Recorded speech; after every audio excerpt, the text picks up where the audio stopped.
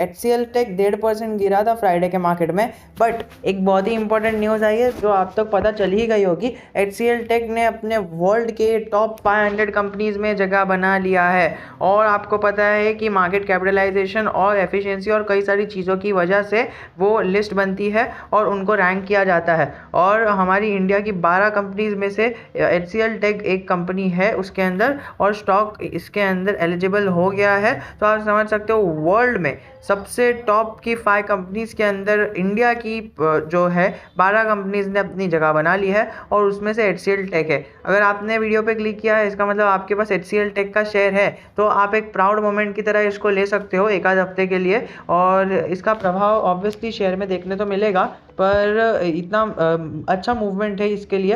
यहाँ पर दिखता है हमें IT ग्लोबल सर्विसेज प्रोवाइड करती है, all over the world global services provide करती है, और इसकी सर्विसेज जो है R&D सर्विसेज होती है, BPO की, और कई सारी सर्विसेज होती है। वो आप यहाँ पर अपना टाइम निकाल के पढ़ सकते हो, और अगर आपके पास है शेयर तो आपको पता ही होगा। दूसरी बात मैं आपको ये कहना चाहूँगा ना कि जब जब ये अपने 50 डे मूविंग एवरेज के अगेंस्ट जाता है, मतलब दूर जाता है, तब जाके हमें एक बाउंस बैक देखने मिलता है, जो हमें देखने मिला था फ्राइडे के मार्केट में। अगर आप देखोगे 50 डे मूविंग एवरेज से बहुत ही ज़्यादा दूर चले गया है वो।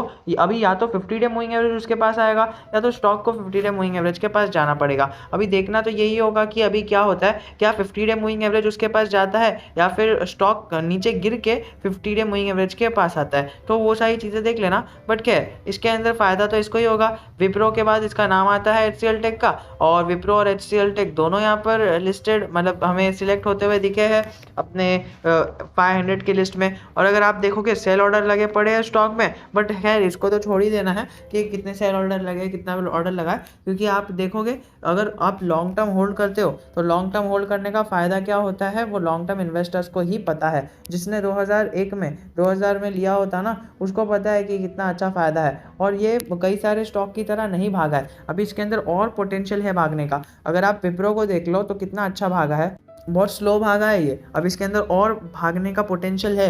तो अगर आपने अभी इसको इस टाइम पर भी पकड़ लिया ना, तो भी ये आपको अच्छा खासा मोटा मुनाफा कमा के ऊपर हुआ देख सकता है। आप एक नज़र डाल दो, एक बार अच्छी चीज़ बताता हूँ। ये पहले ऐसी मूवमेंट में था, लेकिन फिर क्या हुआ ना, थोड़ी सी उसकी मूवमेंट चेंज हो गई, और वो मूवमेंट घट के ऐसी हो गई। और फिर बाद में यहाँ पर कोविड आया, एंड कोविड के आने का तो पता ही है आपको IT सेक्टर में क्या बूम आया, एंड देन फिर से उसकी मूवमेंट ऐसी हो गई। तो आप ने देख लिया कि आपको कैसे भी मूवमेंट दिख सकती है। आपको एक स्टैंडिंग लाइन वाली मूवमेंट भी दिख सकती है, या फिर आपको एक कंसोलिडेटरी वाली मूवमेंट भी दिख सकती है, या फिर आपको 45 डिग्री वाली मूवमेंट भी दिख सकती है। तो आपने जब भी बाय किया है, आपको देखना नहीं है कि ये कैसी मूवमेंट है, बहुत स्लो जा रहा है इस तरह का, या फिर ये बहुत ही ज़्यादा स्लो जा रहा है, ये बहुत ज़्यादा स्लो है और ये थोड़ा सा स्लो है। बट हमें ऐसी मूवमेंट चाहिए दोस्तों। ऐसी मूवमेंट भी आएगी, पर अगर आप पेशेंस रखोगे तभी ही आएगी, इसी तरह नहीं आ जाएगी। जिस तरह से आई ना यहाँ पर, जब भी ये ऐसी मूवमेंट थी, उसको ब्रेक करके ऐसी मूवमेंट आई ना, बहुत ज़्यादा स्लो हो गया था, फिर अच्छी खासी अपर मूवमेंट आई।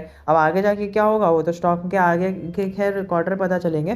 बट अगर आपने को ये देख लिया कि आपने बहुत ही अच्छी लिस्ट में आ गई है और उसका प्रभाव के लिए शॉर्ट टर्म के लिए निवेश हो जाता हूँ, तो मैं आपको कहूँगा ज़रूर हो जाइए, बिकॉज PE इसका है ना कम ही है, तो आप इसके अंदर निवेश होकर भी है ना अच्छा खासा मुनाफा कमा सकते हो। ऐसा नहीं है कि ओवर बॉट जोन में है तो नीचे चले जाएगा। कंपनी के कॉन्स है ही नहीं, तो देखोगे आप ऐसी कंपनी जिसके प्रोज ही प्रोज है और कॉन्स है ही नहीं। अगर आप PE की बात करो तो अपने सेक्टर से के आसपास ही PE चल रहा है, 26 का चल रहा है, जो आसपास ही है, और अपने सेक्टर से सबसे कम ही PE है। तो अगर थोड़ा सा भी इसके अंदर अभी ग्रोथ पोटेंशियल बहुत ज़्यादा बाकी है, क्योंकि आप देखोगे इसके सेक्टर के, इसके पीयर के जो PE है ऑन एन एवरेज और हर एक सबसे ज़्यादा ही इसका है, लेकिन इसका PE कम है। मतलब ये अभी थोड़ा सा अंडर वैल्यूड है, थोड़ा सा और बढ़ने की चाहत है। मैंने आपको स्टॉक के एक्सचेंज पर यहाँ पर ग्राफ पर बता ही दिया कि इतनी तेज़ी से नहीं भागा है जितनी तेज़ी से भागना चाहिए था।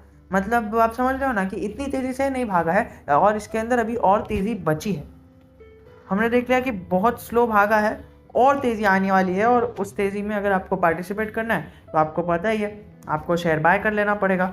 बाकी सारी सेल्स ग्रोथ भी अच्छी है। Compounded CAGR of 10 years is 20% और 10 years of the compounded stock price is 28% और रिटर्न ऑन इक्विटी भी 25% है, बहुत ही अच्छा है। मार्च क्वार्टर में भी इसने अपनी होल्डिंग को अच्छी ही रखा है, शेयर कैपिटल को। बाकी रिजर्व्स की बात करें तो रिजर्व्स तो बढ़ा ही दिया है। और बोरिंग्स की बात करें, बोरिंग्स हमें कम होती हुई दिखी है 7,000 से, लेकिन हमें पिछले साल बोरिंग्स बहुत ज़्यादा बढ़ती हुई दिखी थी और वो दिखा था हमें ओके कोविड-19 आया था और प्रमोटर्स ने अपने स्टेक को बढ़ा दिया है। तो आप उसको भी अंदाज़ा लगा सकते हो, ज़्यादा नहीं बढ़ाया है, कम ही बढ़ाया है, बट जितना भी बढ़ाया है वो हमारे लिए अच्छा ही साबित होता है हमेशा से।